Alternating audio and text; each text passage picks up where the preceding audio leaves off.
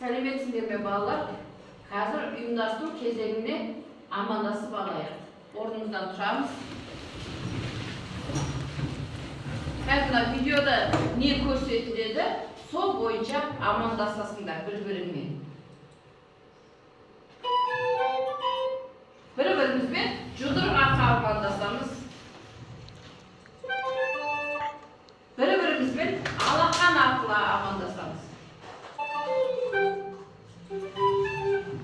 Бір-бірімізбен құшақтасу арқылы амандасамыз.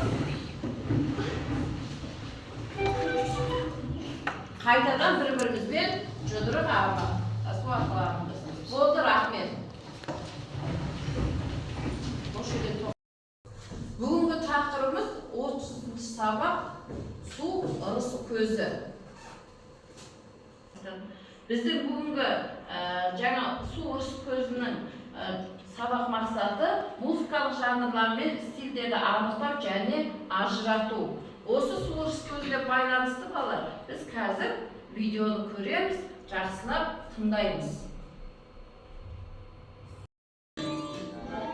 Өсімдіктерде транспирация процесі кезінде жапырақтан ауаға шыққан май түріндегі суды жоғалтады. Су буы ауаға көтерілгенде салқындайды да кішкене су тамшылары түзеді. Бұл тамшылар бірігіп бұлт құрайды. Бұл процесс конденсация деп аталады. Бұл әбден ауырлап, су тамшыларын ұстай алмағанда, олар жаңбыр, бұршақ немесе қар түрінде қайтадан жерге құлайды. Бұл процесс жауын-шашын деп аталады. Жерге түскен судың бір бөлігі топыраққа сіңеді.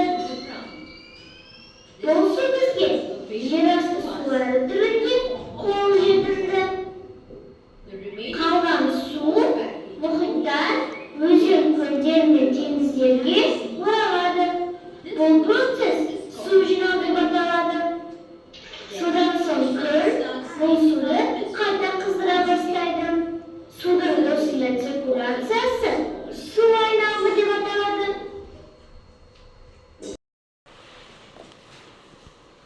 Жаңағы тапсырма бойынша балалар, енді біз кітаппен жұмыс жасаймыз. Кітаптағы бірінші тапсырмаға қарай. Бірінші тапсырмада әр оқушы бірінші тапсырманы оқып талдайды. Әр қайсымызға өзіміз оқып, дәптерімізге керекті жерлерді тез-тез жазып аламыз.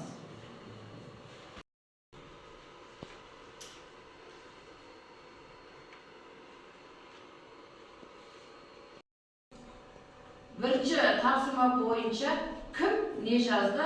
Бірінші қатарға кім жауап береді? Кім жауап береді? Айтады.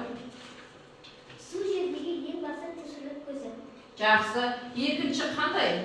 Екінші қатар. Тағы да не таптыңдар?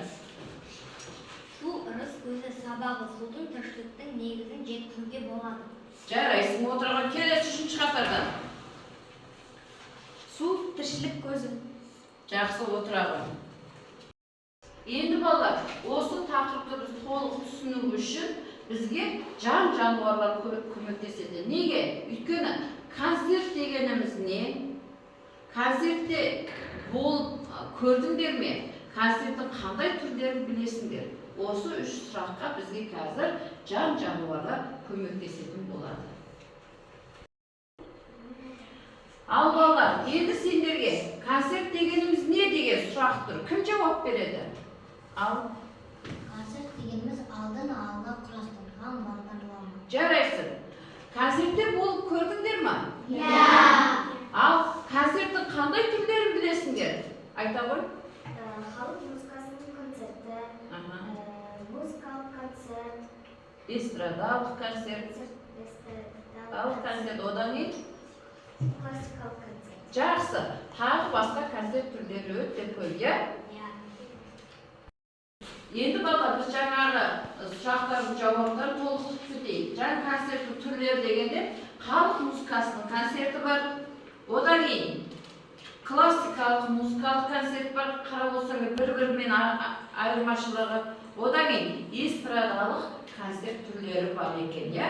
Енді осынар балалар.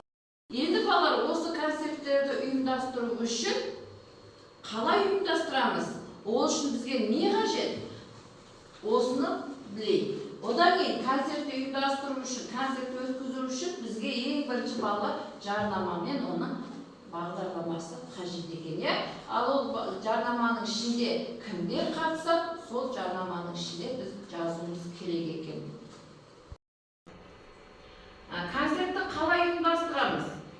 Ол үшін не қажет? Концерттің жарнамасы мен бағдарламасы қалай жасалады? Концертке кімдер қатыса алады? Осыны біз жарнамаға кіргізіп, қалай жасалу керек жолын қазір үйренетін боламыз. Жалпы жарнама дегеніміз балалар, афиша, концерт, спектакль, лекция өткізу туралы хабарландыру. Осы жарнаманың ішінде не болу керек? Жарнамада ақпаратта болу керек. Концерттің атауы, концерттің болатын күні болу керек, одан кейін уақыты болу керек, одан кейін концерттің өтетін орны болу керек, мекен-жайы мен телефоны болу керек, одан кейін концерт туралы қысқаша мәлімет болу керек. Қысқаша мәлімет дегеніміз жаңағы концерт өткізейін деп отырған адамның қасындағы басқа да қоюшы, ән айтатын адамдар болса, сол туралы біз қысқаша мәлімет беруіміз керек екен. Енді қазір балалар үйге тапсырма сендерге 125-129 бетті оқу құрастырып көріңдер, және дәптерлеріңе жазасыңдар. Бүгінгі сабақта не білдіңдер? Айта ғой.